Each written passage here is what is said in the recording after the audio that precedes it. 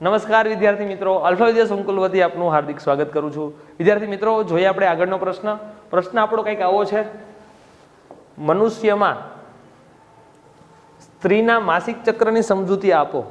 તો સ્ત્રીની અંદર ક્યારે માસિક ચક્રની શરૂઆત થશે? તો કે જ્યારે તરુણાવસ્થામાં આવશે, 12 થી 13 વર્ષની ઉંમર થશે ત્યારથી ધીરે ધીરે માસિક સ્ત્રાવની શરૂઆત થશે। ક્યાર સુધી થશે? તો કે જ્યારે 45 થી 50 વર્ષની થશે સ્ત્રી, ત્યાં સુધી થશે। આની અવધિ કેટલી હોય? તો કે 12 થી 13 વર્ષથી લઈને 45 થી 50 વર્ષ સુધીની। સ્ટાર્ટિંગ જ્યારે થતું હોય ત્યારે શું કહેવાય? તો કે ત્યારે આખું માસિક સ્ત્રાવ, રજોસ્ત્રાવ, માસિક સ્ત્રાવનું બીજું નામ છે રજોસ્ત્રાવ। રજોસ્ત્રાવ જે છે એની શરૂઆત હોય જ્યારે અંતિમ સમય હોય તેને કહેવાય નિવૃત્તિ। હેડી સ્ટાર્ટિંગમાં શરૂઆત થતી હોય, અંતિમ ભાગમાં એની નિવૃત્તિ થતી હોય 40-45 વર્ષની આજુબાજુ। હવે આની અંદર આપણે ચર્ચા એ કરવાની છે કે માસિક ચક્ર અને માસિક સ્ત્રાવ કઈ રીતે થાય છે સમજીએ। બાજુમાં આપેલી મસ્ત મજાની ડાયાગ્રામ છે, એની અંદર સમજવાનું છે। પરંતુ તમને એક ખ્યાલ હોવો જોઈએ કે માસિક સ્ત્રાવ કેટલા દિવસે થશે? તો કે દર 28 દિવસે। કઈ રીતે થાય છે સમજજો ખાસ ડાયાગ્રામ દ્વારા।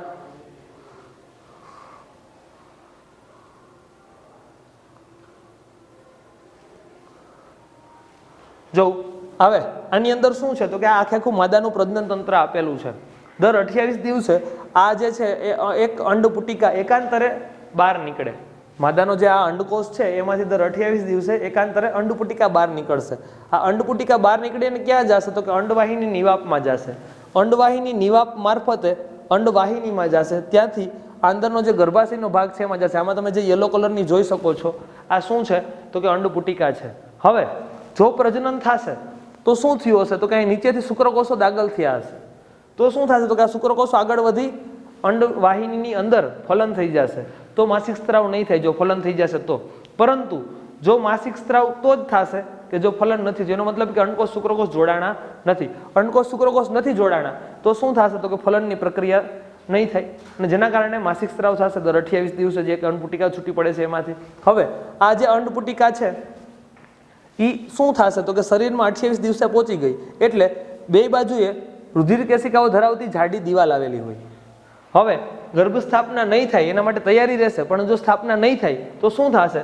તો કે આ જે અંદરની દિવાલ છે એ તૂટી જશે। હવે રુધિર કેશિકા ધરાવતી અંદરની દિવાલ છે એની અંદર શું હશે? તો કે રુધિર હશે ને પ્લસ એની હારે ચીકણા દ્રવ્યો હશે। રુધિર અને આ ચીકણા દ્રવ્યો શરીરની બહાર માદાની યોની અને ગ્રીવા મારફતે બહાર નીકળશે।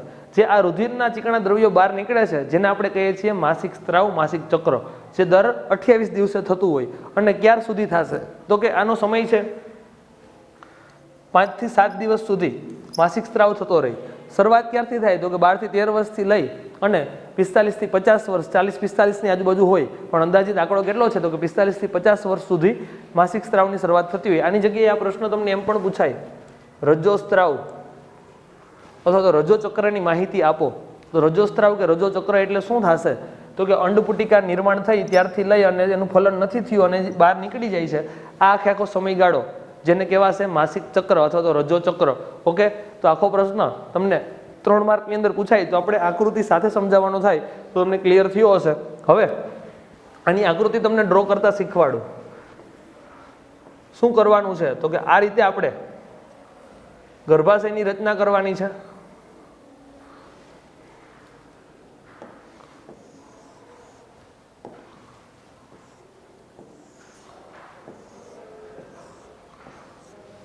બે બાજુએથી આ અંડવાહિની નિવાપ અને અંડવાહિની તૈયાર કરવાની છે।